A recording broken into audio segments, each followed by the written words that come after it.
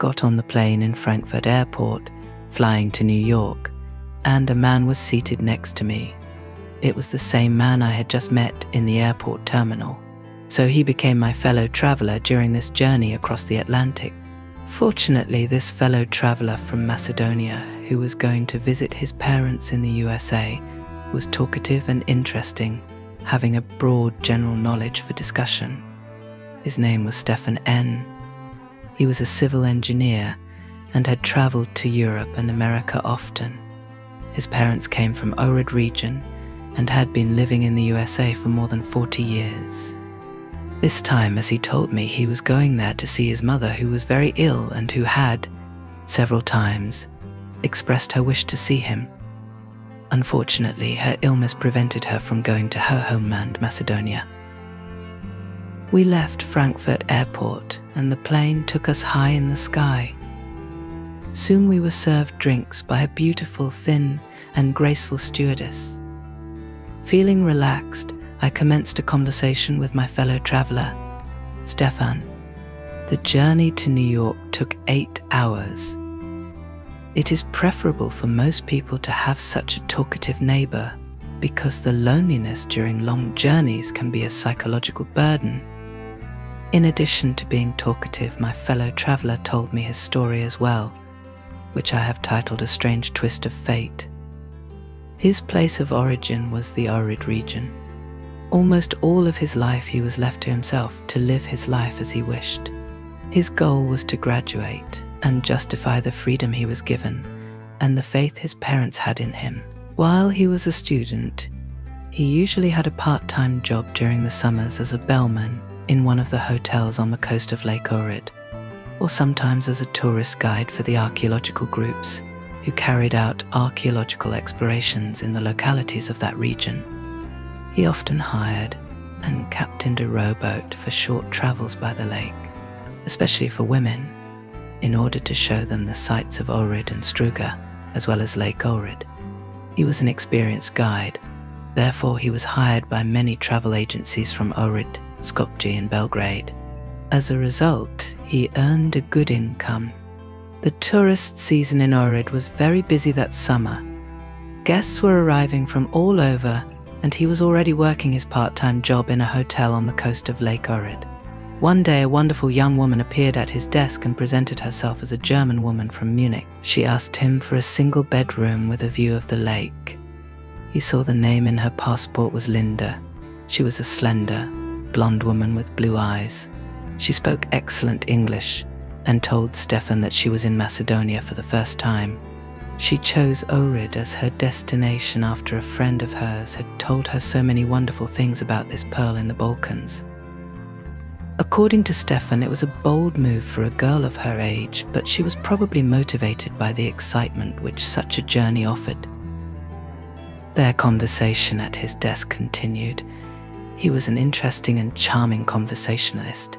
He promised that he would be at her disposal during her stay in Ohrid. He tried his best to leave a good impression with her. She secretly felt in love, at first sight, with this corpulent Macedonian.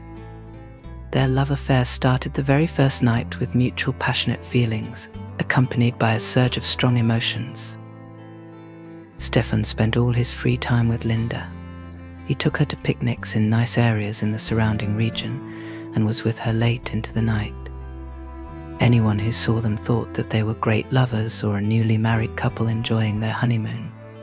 Such impressions were not far from the truth. Stefan and Linda were really in love with each other. Soon their love blossomed and Stefan secretly moved into her apartment so that they could spend their nights together. Linda's 15-day holiday in Ohrid went by at lightning speed, and too soon their day of parting came. Both of their bills were paid by this rich German girl. She promised that they would see each other again at the first good opportunity. They exchanged addresses and phone numbers. They simply were unable to break off their affectionate and passionate hug to say goodbye. Stefan remained at the airport until the plane disappeared on the horizon above Lake Ohrid. He was waving his hand at her, as if Linda was looking at him from the sky. However, their parting in Ohrid didn't sever their contact. Every second day, they had telephone conversations at her expense. She knew how to fill the time not only with an outburst of emotions, but also with concrete proposals for their future meeting. It didn't take a long time. In the beginning of January the next year, only 6 months after their parting, Linda announced her second trip to Macedonia. But this time, she asked Stefan to arrange a tour to visit many other cities and tourist resorts, especially the famous winter ski resorts. Stefan welcomed her at the Skopje airport. Their accommodation was in a hotel in the center of Skopje. Their rent-a-car picnics to Bitola and Pelister, Tetovo and Sara, Mavrovo and Bistra, Dodron and Barovo, to Radica and other places started and ended in Skopje. This time, Linda stayed in Macedonia for 1 month, and twice during her stay they went shopping to Solun. They usually stayed for several days in the winter ski resorts in order to visit several monasteries such as St. Jovan Bogorski, the monastery of Osogovo, the monastery of Lesnovo, and others. Linda used her video camera to make a documentary, which she presented to her colleagues at the company in Frankfurt, owned by her father.